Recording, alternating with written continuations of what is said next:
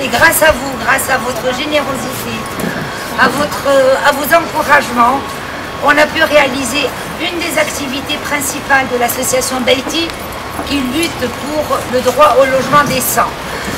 Dans un premier moment, on a beaucoup hésité sur l'intitulé de l'association. On pensait qu'il s'agissait uniquement de femmes sans domicile. Et puis, après, quand on est descendu sur le terrain, on s'est rendu compte qu'il n'y a pas que les femmes sans domicile qui sont dans la détresse, mais il y a énormément de femmes qui sont dans de très très mauvaises conditions de logement, qui sont dans des taudis et qui sont dans des logements indignes de la personne humaine.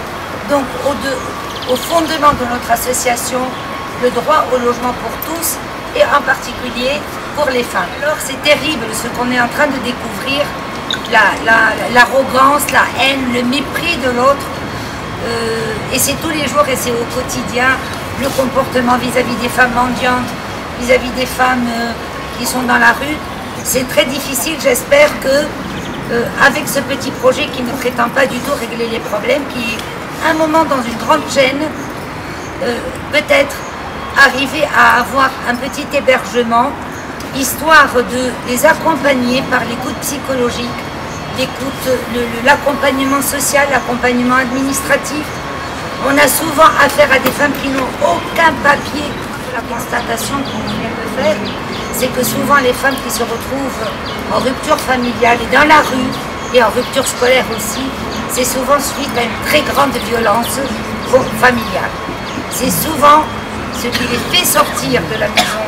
Et donc la rupture du lien familial commence avec cette violence qui est toujours très très difficile à dire. On est mené en bateau, etc.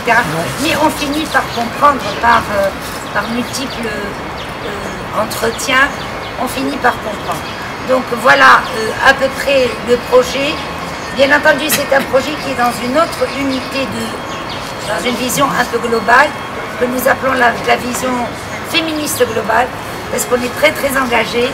On voudrait que notre action soit transversale, en amont, en aval, pendant, etc. Et que donc notre association, on a fait des formations dans le domaine de l'intervention sociale, avec 30 jeunes à qui on a donné des bourses grâce à leur... Et c'est là où je vais commencer à dire quels sont nos différents bienfaiteurs et bienfaitrices et donateurs. Donc une formation grâce à l'appui de la Suisse, et il y a devant moi ici Esther et Souhaib Benchir qui représentent la Suisse, et je voudrais qu'on les applaudisse. Aussi une équipe que nous aimons très fort et avec lesquelles les relations sont devenues très étroites, parfois on les embête énormément, c'est l'UNFPA.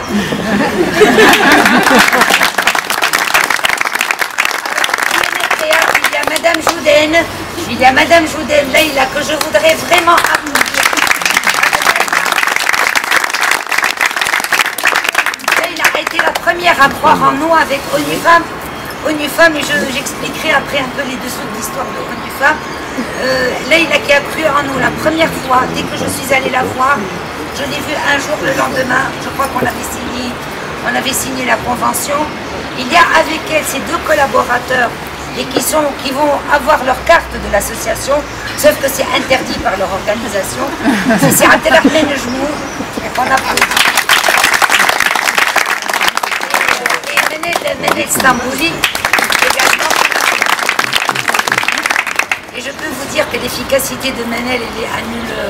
On n'a même pas besoin de la féliciter.